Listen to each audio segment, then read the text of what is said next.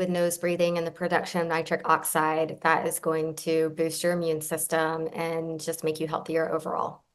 Um, and there are studies that show that the benefits of nitric oxide in the body, and the role it plays in immune system and blood flow and circulation. In fact, the drug Viagra, the way it worked was boosting nitric oxide to improve blood flow. So, so nitric oxide would be a huge one. You do that through nasal breathing, and um, one other way you can boost nitric oxide production is through humming. So you take a breath in through your nose and close your lips and hum. So just humming like that can boost nitric oxide. So those are a couple things you can start doing to support your immune system. And then there is another technique.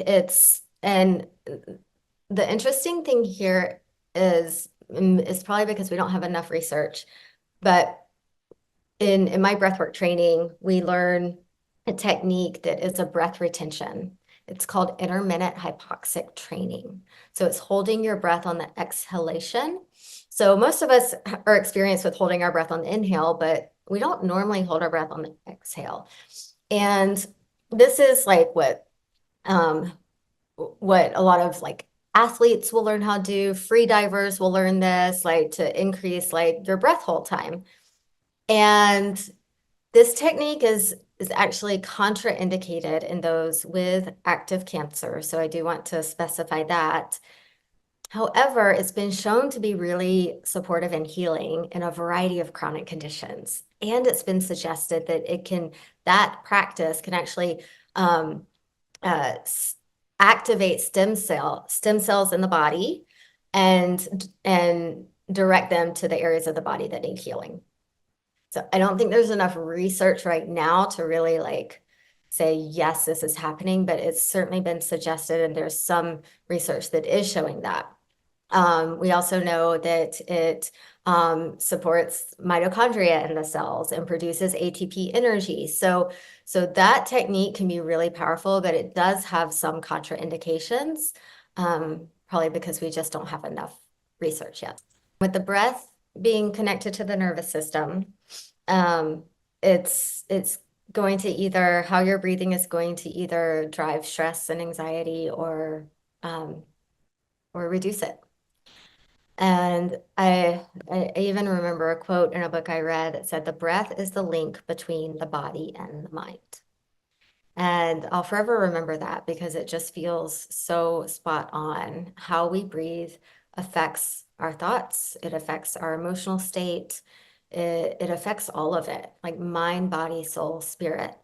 And so as we begin to regulate our breath, we begin to regulate our nervous system, we begin to calm our mind, the mental chatter starts to go down. And it's been shown to be very effective and supportive at reducing anxiety and depression.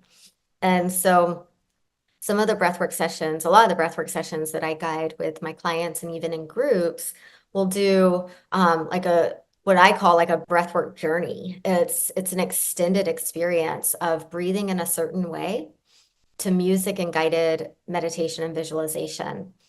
And that experience, what that's doing when we're breathing in a rhythm for a period of time, like 30 minutes, 45 minutes, an hour with music, with meditation and visualization, that I call it meditation on steroids because I know for me, myself personally, I kind of struggled with meditation, but with breath work, I was able to drop in so quickly and just feel like this whole other experience of like, oh, this is what meditation is supposed to feel like. Like I feel so amazing right now and so connected.